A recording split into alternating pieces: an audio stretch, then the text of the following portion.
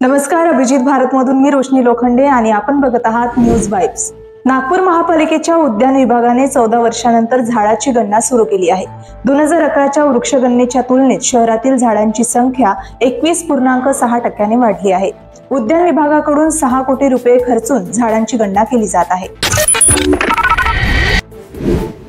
महाराष्ट्राचे उपमुख्यमंत्री एकनाथ शिंदे यांच्यावरील विडंबनात्मक गाण्यामुळे अडचणीत आलेला स्टँड अप कॉमेडियन कुणाल कामरा पोलिसांच्या समन्सनंतरही चौकशीसाठी हजर झालेला नाही।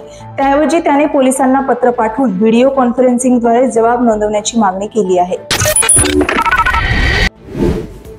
पंतप्रधान नरेंद्र मोदी यांनी रविवारी रामेश्वरम येथे 550 कोटी रुपये खर्चून बांधलेल्या देशातील पहिल्या लिफ्ट समुद्री पुलाचे उद्घाटन केले। या पुलाची लांबी 2.8 किलोमीटर आहे आणि लिफ्ट उघडण्यासाठी 5 मिनिटे 30 सेकंद लागतात, ज्यामुळे जुन्या पुलाच्या तुलनेत मोठी सुधारणा झाली आहे।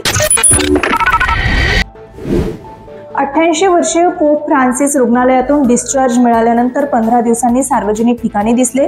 व्हॅटिकनमधील सेंट पीटर स्क्वेअरमध्ये आयोजित प्रार्थना समारंभात व्हीलचेअरवर बसून त्यांनी लोकांना संबोधित केले। पोप फ्रान्सिस 5 आठवडे रोमच्या जेमेली रुग्णालयात दुहेरी न्यूमोनियावर उपचार घेत होते। इंडियन आयडल सीझन 15चा ग्रँड फिनाले 6 एप्रिल 2025 रोजी पार पडला, ज्यामध्ये 24 वर्षीय गायिका मानसी घोषने विजेतेपद मिळवले। तिच्या उत्कृष्ट कामगिरीसाठी तिला ट्रॉफी, 25 लाख रुपयांचे बक्षीस आणि एक नवीन वाहन देण्यात आले। ब्राझीलमध्ये झालेल्या विश्वचषक बॉक्सिंग स्पर्धेत भारतीय संघाने 6 पदके जिंकली।